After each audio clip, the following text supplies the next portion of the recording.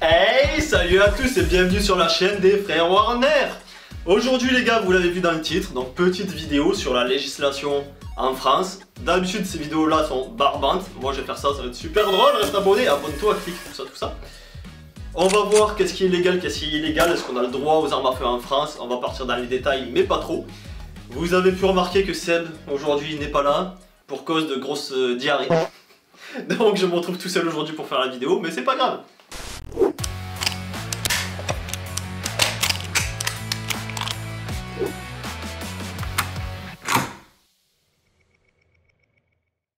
Ça commence par le petit contexte historique. Donc à partir de 1789, si tu as été à l'école, tu sauras qu'il y a eu la Révolution française. À ce moment-là, après la Révolution, c'est devenu un droit tout à fait légitime pour le Français d'avoir une arme. Donc tu pouvais acheter l'arme que tu voulais, tu pouvais te promener avec l'arme que tu voulais. Mais c'est le droit! C'est resté comme ça pendant des années. Et après, qu'est-ce qui s'est passé? En 1939, Nabila n'est pas au courant de ce qui s'est passé, mais moi je te l'ai dit, il y a eu la Seconde Guerre mondiale. C'est bien, t'as suivi? Ah ouais.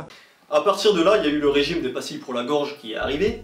Et ça a été ultra restrictif du jour au lendemain. Donc les Français ont dû et ont eu l'obligation d'amener en fait leurs armes dans les mairies et de se faire réquisitionner leurs armes. Donc pour le petit chiffre, 700 000 armes ont été ramenées par les Français dans les mairies, dont 100 000 armes réquisitionnées qui sont parties dans le pays ennemi.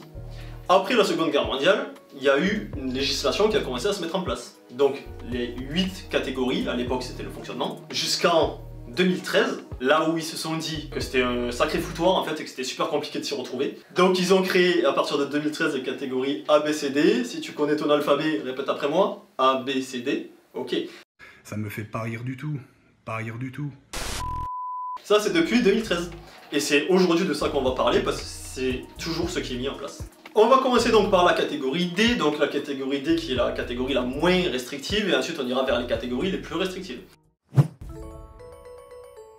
Alors qu'est-ce qui rentre dans la catégorie D comme arme?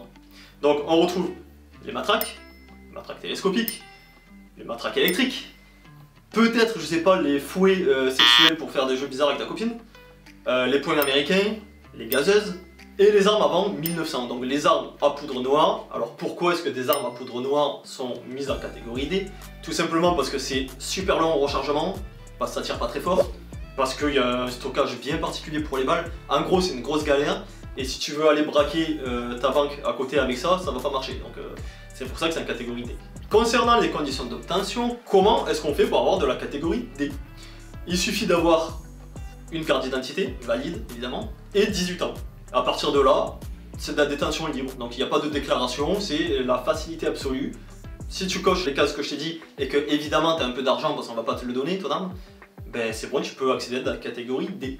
Une fois que tu as acheté ton arme en catégorie D, tu n'as pas d'obligation particulière concernant le stockage, donc tu peux le stocker dans tes toilettes, sous ton lit ou dans le berceau du gosse, même si évidemment je le déconseille. Concernant le transport des armes en catégorie D, tu n'as pas le droit de le transporter par exemple dans ton sac ou dans ta boîte à gants, puisqu'il faut un motif légitime. Donc si tu te fais contrôler par le monsieur en bleu, eh ben, il faut un motif légitime. Et dire je me sens plus en sécurité ou c'est pour pouvoir réagir en cas d'éventuelle attaque, ça ne fonctionne pas. En gros, si on résume, tu as le droit d'utiliser chez toi, et puis c'est tout. Ok, on a vu la catégorie D, on passe maintenant à la catégorie C. Quelles armes rentrent dans la catégorie C? Donc furtivement, tout ce qui est fusil de chasse, carabine de chasse et carabine de tir de loisir. Donc quels sont les critères pour qu'une arme soit en catégorie C? Donc le premier critère, ça va être le mode de rechargement. Donc pour un rechargement semi-automatique, c'est 3 coups maximum. Au-delà, on passe en catégorie B, on en parlera juste après. Ensuite, pour le mode à verrou, vous l'avez déjà tous vu dans les jeux vidéo, à la télé ou ce que vous voulez, ou les snipers d'un Call of, hop, le rechargement à verrou, c'est 11 coups maximum. Ensuite, on a tout simplement les fusils par exemple avec un coup par canon, ça c'est de la catégorie C, basique. Et on a également les modes de rechargement par levier de sous-garde, donc un mode Clint Eastwood, comme ça, là, clang clang, on met une petite photo juste ici. Également, ce qui rentre en compte pour être en catégorie C, c'est la longueur. Donc si la longueur de l'arme et du canon est inférieure, donc pour par exemple un fusil de chasse avec un seul coup par canon, si le canon est inférieur à 45 cm, là on passe dans une autre catégorie, donc la catégorie B. Pour un semi-automatique, c'est 60 cm.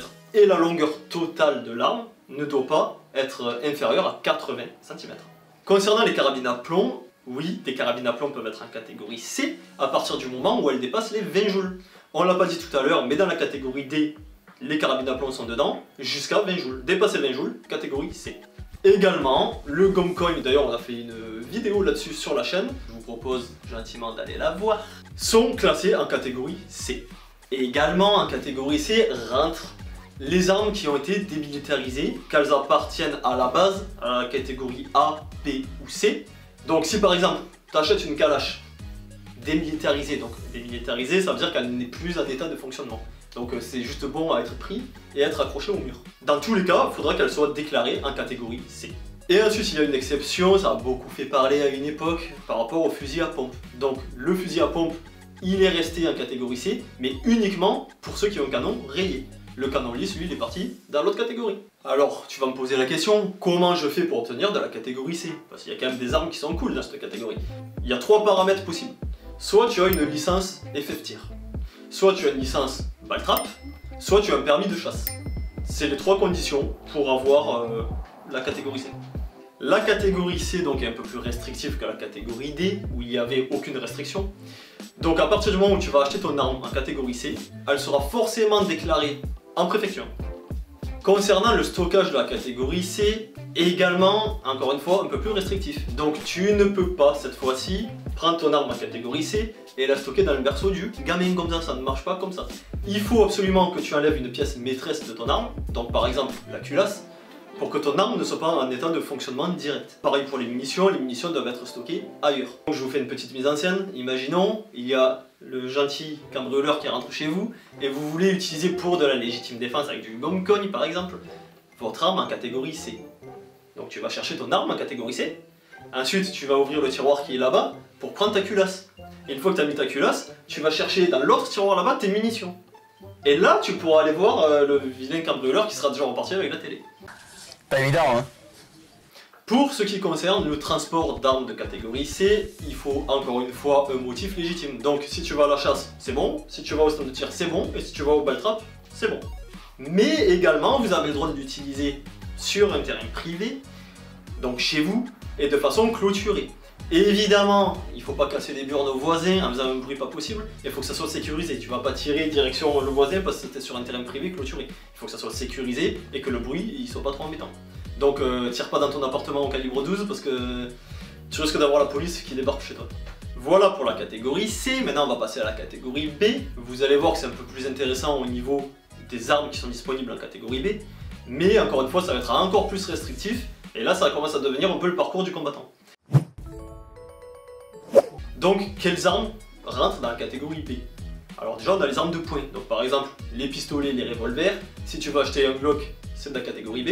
Et également des armes type AR-15, là où ça va devenir un peu plus fun pour faire du tir. Quels sont les critères pour qu'une arme soit en catégorie B? Premier critère, ça va être la capacité de chargeur. Donc pour une arme de poing, ça va être 20 coups pour une percussion centrale maximum. Pour les armes d'épaule, donc c'est chargeur 10 coups maximum. Et 30 coups pour une percussion annulaire. Une percussion annulaire, c'est les petites balles, en gros ça tape pas au centre. Le percuteur tape pas au centre. Donc sont dans la percussion annulaire, par exemple le 22 long rifle, le 17 HMR, bref t'as compris. La catégorie B est forcément en semi-automatique. De toute façon, l'automatique, on n'a pas le droit en France.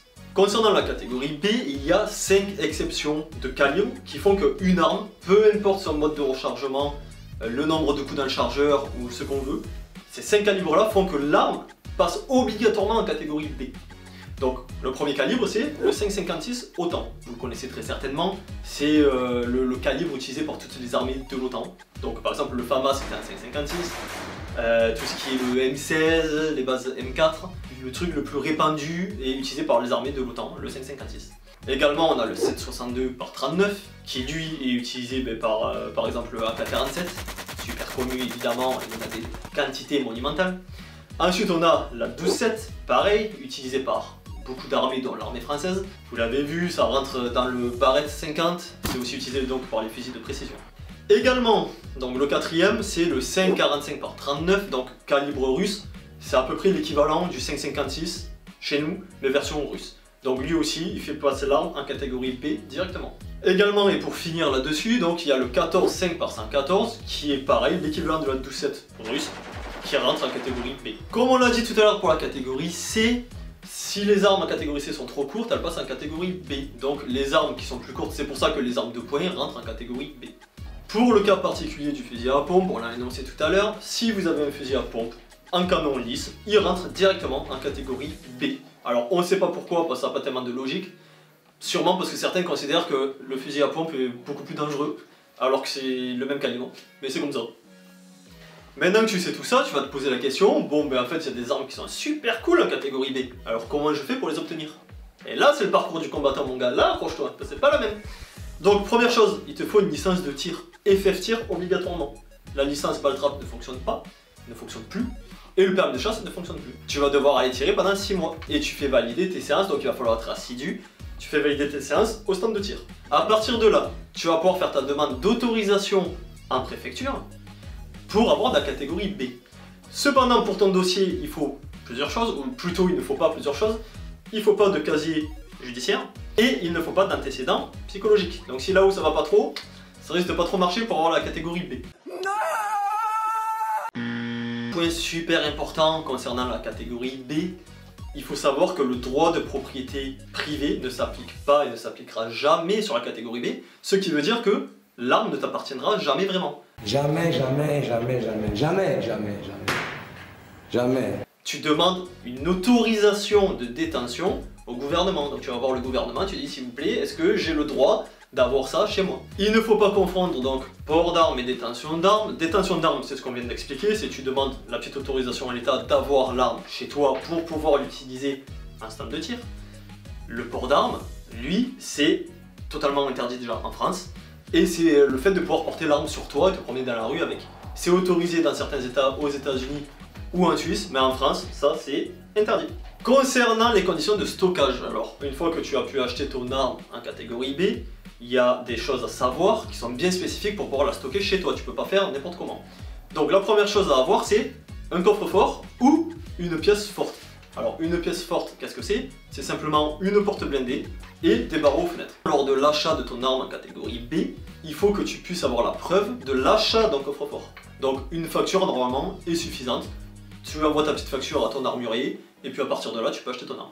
Si vous voulez vous déplacer avec votre arme en catégorie B, ça sera uniquement pour aller au stand de tir ou pour l'emmener chez l'armurier pour une réparation. Mais c'est les seuls motifs légitimes puisque l'utilisation d'armes en catégorie B est totalement interdite sur terrain privé, ce n'est pas comme la catégorie C, et c'est pour ça que sur la chaîne, vous ne vous verrez jamais tirer en catégorie B sur le terrain privé sur lequel on va tirer tout le temps. Une dernière chose pour finir sur la catégorie B, on pense souvent, à cause des esthétiques, qu'on a accès à des fusils d'assaut. Comme ça, bon là c'est une réplique airsoft, donc t'emballes pas, mais non en fait le fusil d'assaut c'est uniquement dans la catégorie A, on va y venir, c'est juste une esthétique. À aucun moment le fusil d'assaut est compris dans la catégorie B. C'est simplement des carabines de tir sportif. Et c'est super important de faire la distinction. Voilà pour la catégorie B, donc vous avez vu tout ce qu'il y a à savoir. On passe maintenant à la catégorie A. Alors qu'est-ce qui rentre dans la catégorie A comme arme? Tout ce qui est mine, explosif, donc grenades, missiles, mortiers, armes automatiques, et les armes dissimulées. Donc si par exemple vous avez une canne de grand-père avec un fusil dedans, c'est de la catégorie A. Donc toutes les armes de James Bond, le petit rouge à lèvres qui tire une balle et tout ça, c'est mort, c'est de la catégorie A. Également pour les fans de Star Wars, je suis désolé, c'est écrit dans la loi française que les armes à rayon laser sont en catégorie A. Concernant les conditions d'obtention et de détention, je pense que tu l'as bien compris, tu n'auras jamais ça chez toi parce qu'en fait en France c'est totalement illégal pour le citoyen, pour le civil classique. Donc la seule solution d'obtenir une arme en catégorie A, c'est soit tu vas t'engager, donc dans l'armée, en gendarmerie, en police, soit tu vas habiter dans une cité, auquel cas tu devrais avoir accès, si tu cherches un peu, à une arme en catégorie A. Sinon pour le reste, c'est mort. C'est tout pour la catégorie A, donc tu l'as compris, tu ne l'auras jamais chez toi. Et voilà les gars, c'est la fin de la vidéo. J'ai essayé de faire le moins barbant possible, parce que c'est des vidéos qui sont pas très faciles à faire sur la législation. Et en général, tous les mecs qui font des vidéos là-dessus, on s'endort au bout de 2 minutes. Bon, j'espère que la vidéo vous a plu. Si c'est le cas, le petit pouce, abonne-toi et la petite cloche. Comme ça, tu seras notifié sur les prochaines vidéos. Mettez un petit commentaire les gars, dites ce que vous avez, si vous avez la catégorie B, si vous avez eu le courage d'aller jusqu'à la catégorie B. Et dites ce que vous avez comme arme, si vous avez cette catégorie-là. Et même pour les autres, si vous n'avez pas de catégorie, si tu as un pistolet à plomb, une carabine à plomb, mets-le en commentaire. Ça fait toujours plaisir, et ça fait plaisir au référencement YouTube. Allez, salut, on se dit à la prochaine. Au revoir.